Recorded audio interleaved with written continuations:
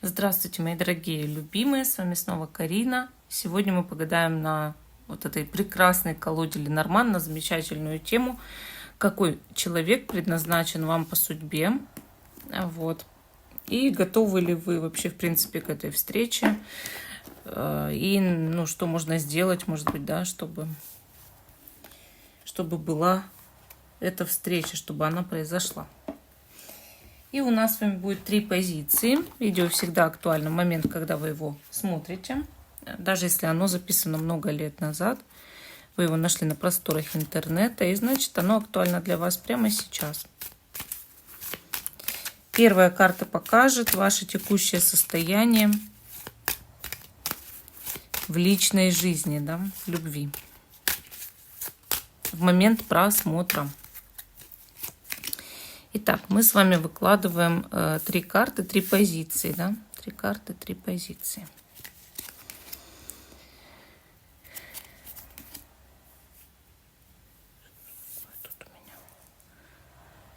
Итак, и пуговицы, значит. Первая, вторая, третья. Те, кто еще не выбрал, ставьте на паузу, выбирайте, потом переходите на свой тайм-код. А мы начинаем с вами с первой позиции. Остальные я пока убираю в сторону. Какой человек предназначен вам по судьбе? И как приблизить встречу? Да, вот первая пуговица серенькая у нас. И первая карта – это ваше текущее состояние в личной жизни. Ну, вы у нас как раз в личной жизни сейчас на развилке, да, находитесь. Вам в какую сторону? Туда или сюда? То есть идет момент такой, ну как сказать, я хочу определиться, да, я хочу понять себя, я хочу сделать какой-то для себя уже выбор. Мне нужно уже принять некоторые решения, да. Когда мы видим развилку, мы понимаем, что человек чувствует себя настолько в раздрае, он не знает, как ему в жизни вообще быть.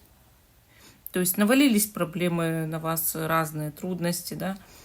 Вы не знаете, какой вам человек нужен. Вы не знаете, как решить вам свои проблемы. То ли вам нужен человек, который решит эти проблемы, то ли вам нужен человек, которому есть влечение, понимаете, вот так. И, может быть, стабильность нужна. Может отдать предпочтение стабильности. Может отдать предпочтение, там, допустим, страсти, да, яркости чувств. Куда мне пойти, в какую сторону? Стоит ли мне над собой работать? Или так себя полюбить таким человеком, какой я есть, принимайте меня как есть, и ждать, когда меня примут таким человеком, какой я есть, да? Или мне стоит полный апгрейд сделать, работать над собой, идти в спортзал, там, внешность свою изменять в лучшую сторону, делать все, чтобы быть как можно там краше, да, чтобы привлечь внимание кого-то очень достойного. То есть вот такой вот внутренний, как сказать, диалог даже у вас.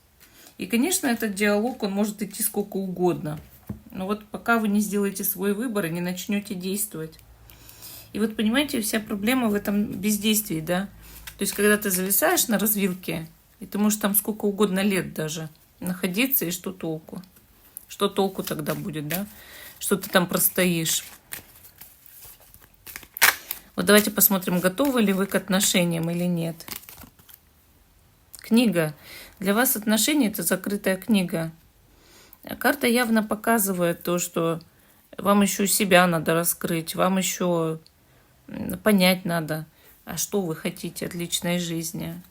То ли вы хотите там серьезных отношений, то ли вы хотите бурных отношений, то ли все вместе. А все вместе редко бывает. То ли вы хотите свои травмы какие-то отработать через отношения, или сначала их надо отработать, эти все травмы проработать, а потом идти уже в здоровые отношения, да? Вот вы пока, для вас это закрытая книга, вы пока не знаете себя, не знаете, что вы в жизни хотите. И вот книга, она показывает, что есть что-то, какая-то тайна, которая сидит, да, в вашей жизни, внутри и вообще вокруг вас. То есть, может быть, вы к кому-то привязаны, И хотите определенного человека, но он не хочет или не может. Вот. Какой человек предназначен вам по судьбе? Давайте посмотрим. Сердце. Сердце – это, во-первых, ваша взаимная любовь. То есть она у вас, по судьбе есть. Вот так могу сказать, есть. Во-вторых, это очень добрый человек. Вот сердце – это сердечный человек, добрый человек. Тот, кто ради других на многое способен, готов на все и помогает людям. Вообще очень такой человек, настроенный не на деньги даже, да, а на то, чтобы в жизни помочь кому-то. Это редкость сейчас, большая редкость. Быть добрым, быть душевным, быть отзывчивым. Но такой человек, он очень общительный может быть. Он же не стыдится людей, у него нет таких прям комплексов, да, когда ты закрываешься, прячешься. А он чувствует себя единым с этим миром, со Вселенной. А значит, много общается, потому что ему ничего не препятствует общаться. Не препятствует, ничего. Такой человек может быть популярным у противоположного пола, обладать мягкими чертами лица и вести себя как-то вот постоянно естественно, расслабленно в жизни. Просто знать, что он есть, что он живет, вот сколько он может сделать в жизни, сделает. Очень такой душевный, мягкий, открытый, приятный, интуитивный. И все принимает, все решения сердцем. Чувствует, где справедливость, где... Но он не то, что каратель справедливости, да, а он просто плачет, когда справедливость нарушена, когда его обманывают или когда в жизни видит, что что-то происходит против справедливости. Но это не значит, что он будет этих людей там, да, наказывать или бороться с ними. А просто видит и все душевно, вот как святые, знаете. Они смотрят на несправедливость этого мира, но они могут только сожалеть внутри, но ничего они не будут делать, потому что каждый является ребенком Бога. Маньяк или президент, или нищий, или обычный работяга. Все мы дети. Все мы Божьи дети. Обстоятельства вашей встречи. Вот как вы встретитесь? Медведь. Видите, вот он окажет вам содействие какое-то, покажет свою силу, вот свое влияние. То есть такой человек, он может много чего порешать, да, или как, помочь кому-то, что ли. И значит, он будет вам помогать сначала. Или вас познакомит какое-то влиятельное лицо, или очень большой человек, или тоже тот, кто там имеет высокий пост, за многих отвечает, тоже людям помогает. Кто-то сильный может вас познакомить, столкнуть вместе. Или вы можете познакомиться на работе. На работе. Как долго вам придется ждать? Аисты. Не очень долго. Не очень долго, но для встречи нужны перемены. Как вокруг вас в физическом мире, так скажем, какие-то передвижения, может быть. Это, может, перемена работы та же, да, или там учеба, или еще что-то. Поездки куда-то. Да, так и внутри вас нужны перемены. То есть для того, чтобы быть в паре, нужно настроиться на то, что ты в паре. Аисты, они всегда в паре. У них взаимная любовь, они строят гнездо, сижут яйца, там у них птенцы. То есть на это надо настраиваться, и тогда у вас все будет. Недолго, меньше года. Гораздо меньше, может быть. То есть даже по этой карте и 3 месяца, может быть. Небольшие какие-то сроки. Только тут дело даже не в ожидании. Аисты не говорят об ожидании. Они говорят о действии. Они всегда показывают перемены. Это карта перемен. Что нужно сделать, чтобы увеличить свои шансы на любовь и брак? Вот видите как. Сад. Попадайте туда, куда вы раньше не могли попасть. В новое общество какое-то, в новую обстановку. Знакомьтесь с совершенно новыми людьми. Меняйте все вокруг себя. Вот опять же, сад показывает место, куда раньше вам прохода не было. Чтобы туда пройти, нужно все же что-то сделать в жизни. То есть вот так просто ты живешь, вот вроде как все стараются, да, говорят, прими себя таким, какой ты есть, а любят в итоге тех, кто работал над собой. Ты какой ты есть, это и человек, который работает над собой, правильно? Не ты какой ты есть, просто есть квашня там, лежишь, кушаешь и ничего не делаешь. Нет, это не ты такой, какой ты есть, ты себя не проявил. Это как раз не ты, это как раз твоя лень. А ты какой ты есть, это тот, кто максимально смог создать что-то из себя. Что-то сделать максимально из себя. То, что как, ну, вот преодолел даже внутри всю свою лень, да.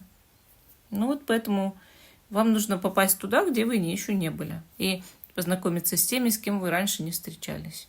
Тогда у вас увеличатся на 100% шансы на любовь и брак. Ну вот такой ответ у нас по первой, значит, позиции, да. Убираю карты обратно в колоду. Они могут понадобиться, потому что для Норман немного карт. Значит, вторая позиция у нас розовая пуговица, да. Какой человек вам предназначен по судьбе у нас тема. И что нужно сделать, может быть, да. Первая карта – это текущее состояние вашей личной жизни. Как она выглядит для высших сил, для всех. Ага. Здесь мы видим дерево. Это у человека должно было быть уже продолжение рода, или, ну, или, по крайней мере, он на это настроен. И силы рода так, ну, активировались, поддерживают, я бы сказала. Карта, она показывает то, что, может, у вас есть дети, ребенок, но все равно какая-то семья, допустим, вы в разводе. Или вы очень настроены только на серьезные отношения, на то, что была крепкая семья, продолжение рода. Вот такое. То есть вы на это, может быть, настроены. Но в любом случае, эта карта показывает, как человек крепкий. Крепкий. У него, он хочет пустить корни. Высшие силы, и вы сами, и все вокруг видят, что вы готовы пустить корни и закрепиться и за землю, и ветвями за небо, и продолжать свой путь с кем-то, и продолжать свой род. И у вас на это есть силы. Или продолжать просто свою какую-то жизнь, да, если вы уже в возрасте. Ну, развиваться как человек, продолжать дело своего рода, своих там предков. Создать крепкую семью, крепкую пару. Вот у вас есть это. Ну, или вы уже в отношениях, но почему-то снова спрашиваете, а кто вам предназначен по судьбе, да? Бывает. Готовы ли вы к отношениям или нет? Все равно спрошу в этом раскладе. Здесь у нас карта сад. Сад показывает, что для вас отношения это, ну, как будто бы что-то редкое. Редкость какая-то. Как будто бы для этого нужно действительно что-то такое невероятное сделать. Попасть куда-то, вот куда вам хода еще нет. Сад – это карта также и высшего общества. Мол, готовы к отношениям, но только с кем-то из высшего общества или высокого уровня человек. Основательно подходите к вопросу, да. Но, мол, пока для меня это закрыто, вы считаете, почему-то вот. Пока еще нет такого вот тех условий, что ли, да, не созданы те условия. Или наоборот, чтобы создать пару, у меня много условий. У меня список параметров есть. Я абы с кем пару создавать не буду. Вот так у вас тоже может быть. Какой человек вам предназначен по судьбе? О, крест. Вот с одной стороны, это ваша судьба, кармические отношения. С другой стороны, тяжелый человек. Вам по судьбе тяжелый человек, но как? Я не говорю, что вам с ним будет тяжело, да? А то, что это сам по себе человек с тяжелым характером, с тяжелой судьбой, с тяжелой кармой, с жизненными испытаниями. Крест – это тяжеловесный такой человек. у которого думает, вот он такие тяжелые думы в голове, много в жизни было проблем. Он прошел огонь, воду, медные трубы. То есть легким такого человека не назовешь. На слово он тяжел, этот человек, и на дело тоже. И это не говорит, что вам с таким человеком будет тяжело. Это говорит, что вы подходите друг к другу, может, у вас тоже такой вот как бы подход к жизни, характер, да, что все должно быть как-то вот так, на совесть. Или без труда не вытащишь рыбку из пруда. Или жизнь полна проблем, трудностей, испытаний, куда ты от этого денешься. Вот я вижу такого человека, у него такой хмурый лоб, знаете, такой серьезный такой человек. Неважно, про мужчину мы говорим, про женщину. Суровая действительность у него, суровый взгляд на все. Но это не говорит, что он вас будет отчитывать. То есть такой человек вполне может, наоборот, создавать семью, потому что старается все, чтобы было правильно в жизни. Вот. Да и тяжелые испытания делают ему опыт, и человек, наоборот, подходит больше как к вопросам семьи ответственно, потому что уже прошел трудности. Человек, который не прошел трудности, он же такой фигура тут, фигура там. А здесь нет, здесь как-то больше ответственности, конечно. Обстоятельства вашей встречи. О, Лилии, вы как хотели попасть в высшее общество, вы так и попадаете, да? Лилии – это король пик. Это человек, который может вам, там, не знаю, аристократ где-то попасться, или там высокопоставленное лицо, или старше вас человек. Вот. Но это все равно условия нужны. Вы попадаете в какой-то там, не знаю, богатый дом, или большую фирму, или в администрацию. Вот сидит там начальник. И вдруг что-то между вами, ну не сразу, но пробежало. Может, вы на работу устроились там, или еще как-то, да, оформляете какие-то документы.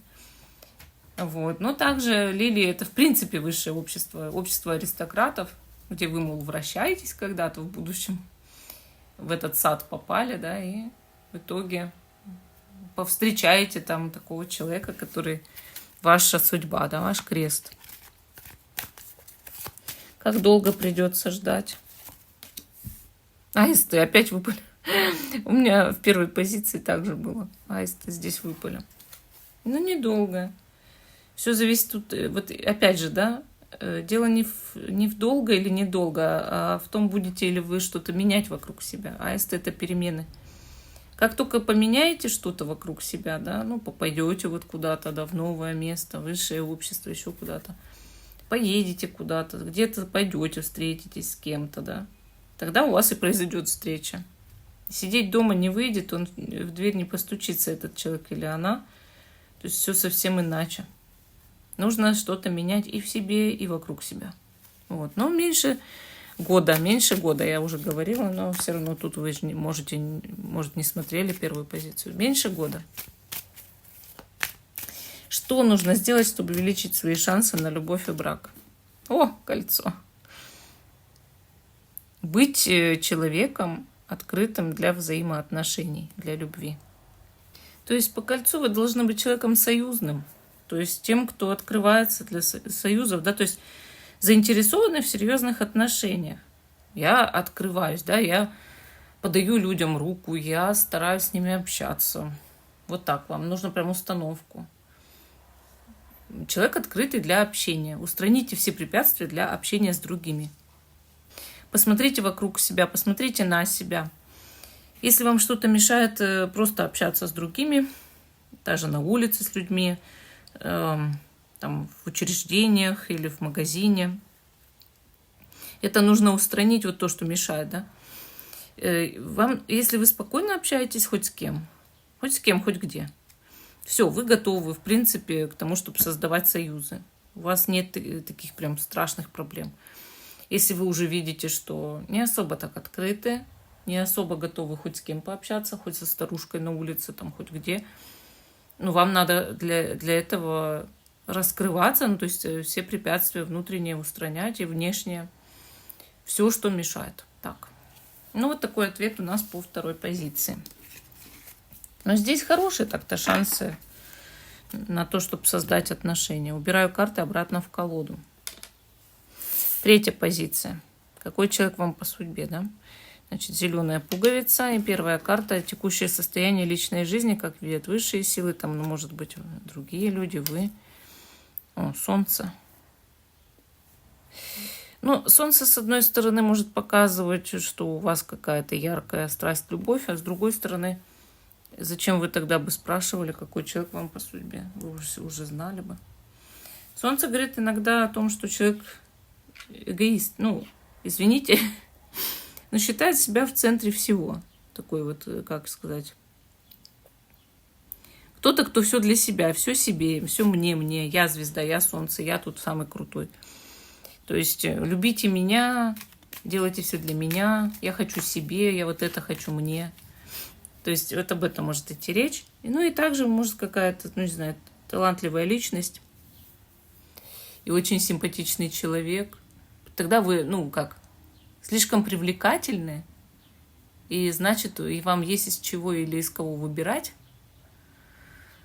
Но выбора бывает слишком много, от которого разбегаются тогда глаза, да? Ну или нужно прям, чтобы вот вас заслужить. Вас нужно заслужить. То есть не вы уже заслужить должны, как любовь, а типа вы считаете, вас должны заслужить. Хорошо. Готовы ли вы к отношениям или нет? Сердце. Вот опять же, карта может показывать, что вы кого-то уже любите. Но это не обязательно говорит, что вы готовы к отношениям, да? Это говорит, что вы кого-то любите, а если этот человек вас не любит, то вы уже и не готовы к отношениям, правильно? Но если вдруг вы никого еще не любите, сердце говорит о сильной душевности и о том, что так-то человек готов любить. Его сердце открыто для любви, но тогда вы скорее талант какой-то, да, и просто очень симпатичный человек, чем эгоист. Потому что эгоисты готовы любить только себя, а здесь, ну, сердце. Тогда я готов открыться для любви и любить кого-то, да. А любить кого-то — это уже с эгоизмом не имеет ничего общего. Вот. Как бы я бы сказала по сердцу, что человек готов к отношениям, но к большой любви именно. К искренней любви. Вот так. То есть не к браку, там, да, чтобы выполнять обязанности и все, рожать там или за детьми ухаживать. А именно для любви готовы. Ну, то есть для чувств, для страсти, там, для вот этого всего. Какой человек вам предназначен по судьбе? Человек лиса. Ну, чем вы похожи? Тем, что вы привлекательны оба. То есть и солнце, оно же привлекательное, всех привлекает. Лиса тоже всех привлекает, она рыжая шубка, у нее прекрасный хвост. Солнце как бы типа считается золотым, желтым, рыжим, и лиса тоже. Рыжая, огненная. Стихия огня тут присутствует, да. Но человек-лиса — это хитрый человек. Хитрый. Может обмануть кого угодно, пустив пыль в глаза своей внешностью. Внешность, как говорят, обманчива. Но это также человек, который успешно может строить карьеру, вообще быть успешным человеком. Потом, значит, ну, добиваться всего в жизни, уметь вовремя все ухватить себе. Тоже довольно эгоистичный человек может быть. Ну и талантливый. Но вы, как говорят, два сапога пары это называется. Друг друга стоите, да, потому что вы талантливый человек, этот человек тоже талантливый. Вы можете вдруг начать все себе, он тоже может, этот человек или она, начать все себе. Лиса — это тот, кто выгоду свою никогда точно не упустит. Будет охотиться за своей курицей до конца. Тащить эту курочку себе в норку. Обязательно проберется на ферму и все обследует, да? Что там много птиц и нет. Лиса себе на уме, но очень заботится о своих лисятах, о детях, да? Поэтому Могу сказать, что если у человека семья, там дети, будет заботиться, не будет каким-то предателем. Но первое время такой человек носит маску, и нужно быть внимательнее, осторожнее. Свое обаяние человек распространяет на всех, но это еще не значит, что любит. И вот здесь нужно понять, то есть вам сложно будет первое время разделить, этот человек просто играет или влюблен или влюблена. Какие у вас обстоятельства встречи с этим человеком? Букет. Ой, простите, метла. Плохо прочитал. Очки на 1,5 надел. А у меня 3,5 минус. Метла. Метла показывает то, что... Лучше бы это был букет, реально. То, что вы при встрече можете поругаться с этим человеком. То есть или в условиях какого-то скандала встречаетесь друг с другом, да? Или можете поругаться друг с другом. То есть при первой встрече не понравились люди и начали еще и закусываться там, да, как-то. Это может определить даже вашу встречу, с кем вы поругались, но этот человек вроде как вас привлекает чем-то, то можно сказать, что вы друг другу пара. Но также метла показывает такие места всякие, где что-то убирают, метут, или клининговая компания, или, может быть, место, ну, знаете, где магазин инвентарь стоит. Вот.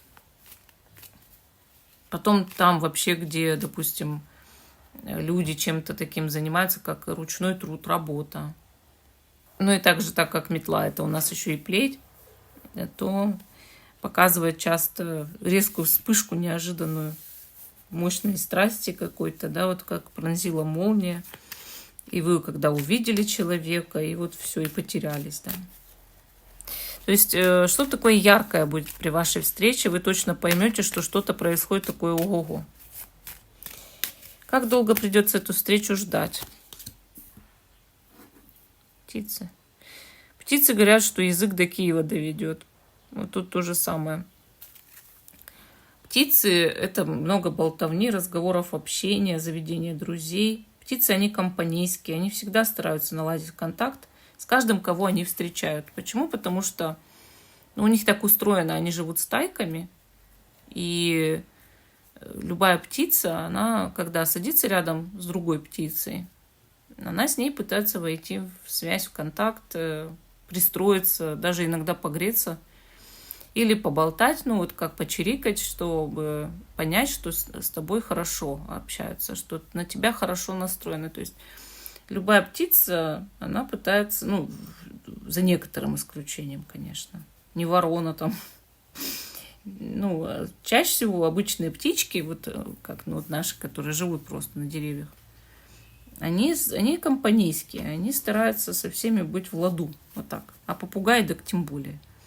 И вот и чем больше вы будете общаться, тем быстрее встретите человека. Ну, это уж точно меньше года для встречи, здесь меньше года и даже меньше полугода, скорее всего. Но это не то, что вот вам ничего не надо делать. Птицы — это разговоры, коммуникация, общение. Больше будете разговаривать, быстрее встретите. Вот и все. Общаться, заводить новых друзей, общение с компаниями, может, какими-то другими, или в интернете много болтать. Что нужно сделать, чтобы увеличить свои шансы на любовь и брак? Крест. Быть основательным человеком, ответственным. То есть ваша безответственность, конечно, не позволит вам завести именно брак. Если вы будете ответственны, если вы будете более такие, как, ну, с таким подходом серьезным, конечно, это увеличивает ваши шансы на брак, на отношения серьезные, на любовь. Как любить того, кто постоянно творит дичь, как говорится? Ну, кто может, там, не знаю, если женщина напиться с подругой, побежать в бар, сидеть там, ну, не знаю, там до 3 часов ночи. Как тебе доверять, вроде бы? Где ты была? Почему ты трубку не брала? Ну, то есть, понимаете, о чем я, да? Или мужчина общался с девушкой раз, с друзьями убежал куда-то в баню. в сауну там, да, или куролесить, или уехал куда-нибудь. И ничего не сказал. Как с тобой строить отношения? Никак. Ты больше как на несерьезную интрижку ни на что не способен, да? И нужно это помнить. Или если вы взяли у мужика, вот все у него деньги, что были на карточке, пошла, у него карточку взяла, я видела случаи, да, у клиентов. Взяла его карточку, пошла и все деньги в магазине спустила. А потом он говорит, а где все мои деньги? Все мои деньги, что все, которые я заработал, где? Я их потратила. И начинается такой скандал. Но я с тобой вообще больше никогда не буду рядом находиться. Извиняюсь, мимо моего окна идет детский сад. Их куда-то повели. Очень прошу прощения. Вот. Ну, то есть, вам вот это надо прям помнить, что люди, они же, не доверяют таким людям, которые могут там у них взять, там, истратить деньги или забрать что-то, или там машину их разбить. Или там уйти просто среди ночи куда-то. Куда ты вообще в адеквате? Ты куда уходишь там ночью? Ты зачем куда-то попёрся или попёрлась там, да? Крест — это человек, который уже как бы прошел какой-то опыт и не будет так делать. Ну, просто не будет априори так делать. Вот. Такой-то более основательный, ответственный человек. Понимает, что любого может кондрашка обнять, если там ты просыпаешься среди ночи, у тебя пропал человек из дома. Или ты просыпаешься утром, а у тебя больше нет денег, которые ты зарабатывал 5 лет. Ну, не будут с таким человеком, да, то есть один раз такие негативные эмоции ты испытаешь, и все. Или там, допустим, тебе кто-то лайкнул в Инстаграме, а твоя женщина разбила все тарелки тебе об стену. Но ты как бы делаешь вывод, ну как я с тобой буду жить? Ну как я с тобой буду жить теперь? Я не буду с тобой ни жить, ни общаться, я уйду. Потому что я не хочу такой нестабильности. Какая разница, кто там что лайкнул, а ты мне устраиваешь такое. У меня теперь посуды нет. И любимого человека тоже нет. Вот и все. Выкрутасы это не всем нравится, понимаете? И вот крест, он и говорит об этом, что ну прими уже какой-то опыт в жизни. Хватит уже свои выкрутасы выкрутасывать. Ну вот такой ответ у вас по 3-й позиции. А всем спасибо за внимание. Жду, что вы продолжите смотреть мой канал. Если понравилось, ставьте лайки, пишите комментарии и до новых встреч.